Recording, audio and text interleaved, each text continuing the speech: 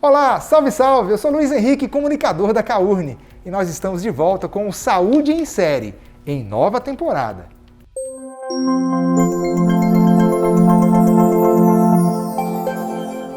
E para começar, vamos falar de saúde, é claro, e um dos temas mais importantes para os dias de hoje, hábitos.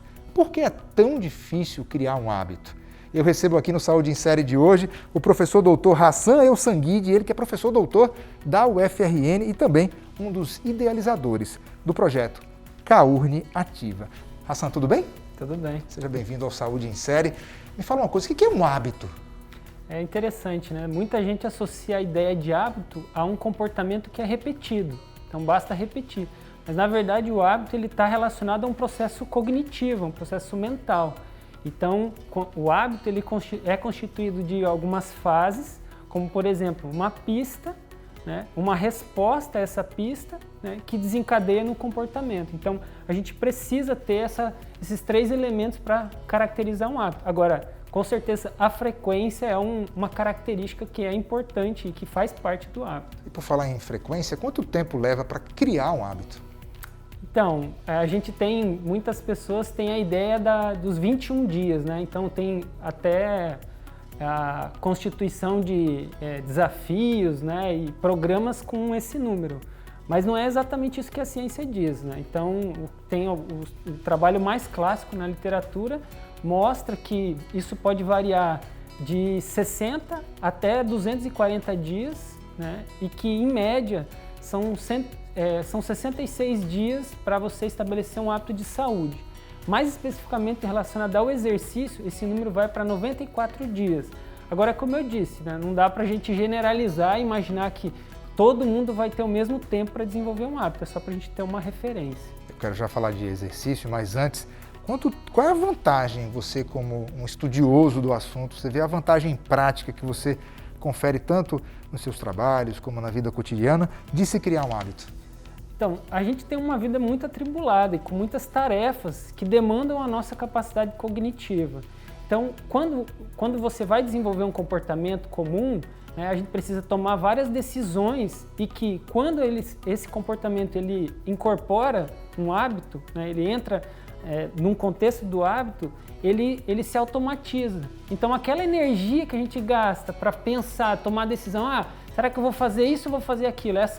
Essas tomadas de decisão, elas são encurtadas e entram num processo de automatismo. Então, você facilita realizar aquele comportamento que você gostaria de fazer.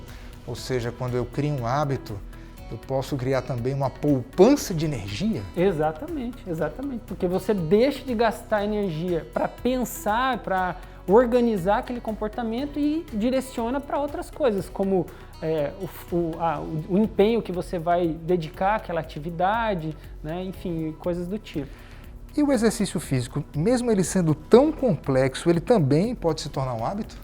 Então, é o que a gente enxerga na literatura que sim, né, tem duas etapas do hábito. A parte do planejamento, né, a tomada de decisão. Então, a gente fala decisão habitual. Então, você habitua a ideia de tomar aquela decisão. Então, sempre você faz aquilo. Isso é uma parte do hábito. Então, essa parte que é a que está mais relacionada com a manutenção do comportamento é você automatizar essa etapa antes de começar o comportamento. E a segunda parte é que, à medida que você decide fazer, então, por exemplo, vou para a academia.